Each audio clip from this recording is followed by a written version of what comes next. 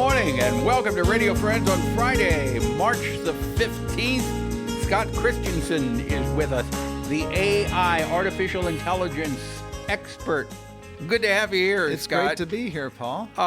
We were talking before we started today that it seems like we get onto the Star Trek themes with all of your segments with artificial intelligence. Well, it's probably because science fiction often imagines things well before it can actually become reality. Yeah, right? yeah. Like on those original Star Trek shows that were done, back in the 60s? Right. They were talking to the computer, and the computer would answer questions. And I remember when I was watching that originally, I thought, what? A machine can understand your voice? But now we all do it every day. Yep, and just like in Star Trek, we're now discovering new planets. So at NASA, they call these exoplanets, so planets that are outside our solar system. And they're doing this through artificial intelligence. It's helping them not only identify these planets, but then try and figure out what might they look like, what might their atmosphere be like. And they're able to determine this all from very far away and with the help of artificial intelligence.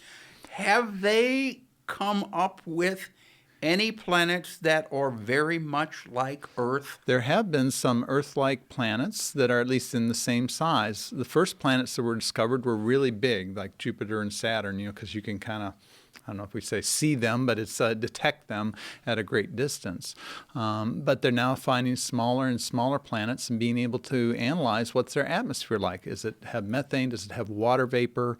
Things like we might see in Earth. So it's very promising. How, Scott, it still boggles my mind. How can they possibly do this from millions of light years away?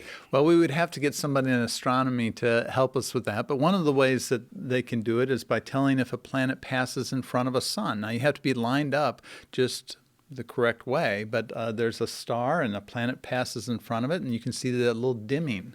Okay. Also, with big planets, they can tell that there's a little wobble in that star because of the gravity of that big planet. So there's lots of different ways that scientists have found to discover these planets. But one of the things when I was looking at how NASA is using AI is just the tremendous amount of data they get. They get 2 gigabytes worth of data every 10 minutes. 2 gigabytes of data from all the different sensors and satellites and telescopes around the world. So obviously a human can't process that. So they're using these AIs to help them comb through all that data to find these exoplanets, to figure out what different asteroids and meteorites look like. And it's really pretty remarkable what is happening now. So when AI is going through this data, when it comes up with something, does it do a little ding, ding, ding? Hey, you got to look at this, people. Sometimes it can do that kind of pattern recognition, looking for patterns. But one of the interesting things that I found is that they were using the data that's coming back from, let's say, observing an asteroid.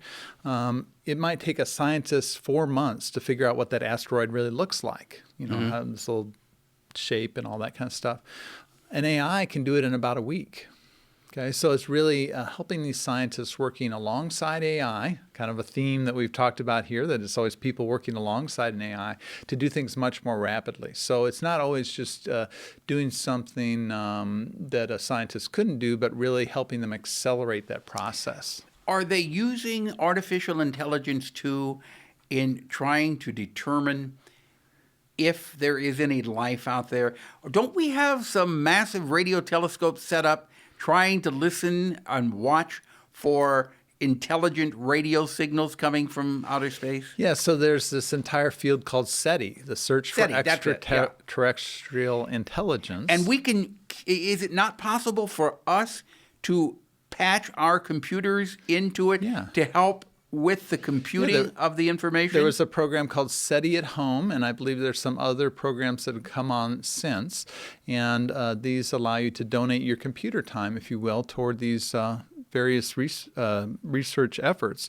Now, one of the things that's going to be really exciting that I know you and I will be watching live is the launch of the James Webb Space Telescope that's going to happen in October. And that is going to gather huge amounts of data. You think about the Hubble Space Telescope that was launched 25 years ago. Oh my! But some of the images are just breathtaking. They are, and so think about the technology and how much it's increased in the last 25 years. We didn't have, we had cell phones, but they were bag phones, right? We didn't have iPhones and all that kind of stuff, but now we're launching a telescope that'll go up this October with the latest technology, being terabytes of data back to Earth. And so NASA will be using AI to once again comb through that and find some of these mysteries of our universe, just like Captain Kirk. Yes, when you think about what is out there, the little bit that we know, but there's so much that we do not know, that we probably cannot even imagine of what is there, and what could be awaiting us sometime in the future. Well, when Hubble was launched, we didn't even have any confirmation of any exoplanets, and now there's thousands of them that have been identified. So it's a pretty amazing time to live. What do you think will happen, just in your own opinion, when the day comes that they can say, yes, we have found evidence of intelligent life somewhere? Well, that's going to be quite an interesting time, right? So philosophically, implications for religion, implications for our own humanity will be very significant. I have read that the Vatican has some thoughts on that, of extraterrestrial life or life being found out in the universe. Yeah, so the Vatican is actually much more progressive than you might think for a church, and they, in fact, have an astronomer, and they have held conferences with Stephen Hawking and other luminaries coming and talking about the origins of the universe, and they want to learn what this great creation is that God has put forward for us. It is just, to just put it in simple layman's terms, mind-boggling. It is mind-boggling.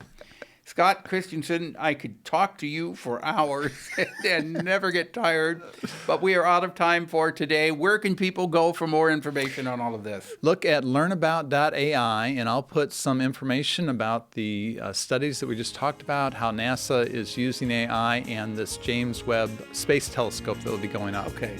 Learnabout.ai, and that's your website? Yes. Okay. Thank you so much, Scott Christianson. Please come back again. We'll do some more AI chatter. That sounds great. Good to have you here. Out of time, drop me an email, something you'd like to hear or see, pepperp@missouri.edu. And if you found proof of extraterrestrial life, let me know. Bye-bye.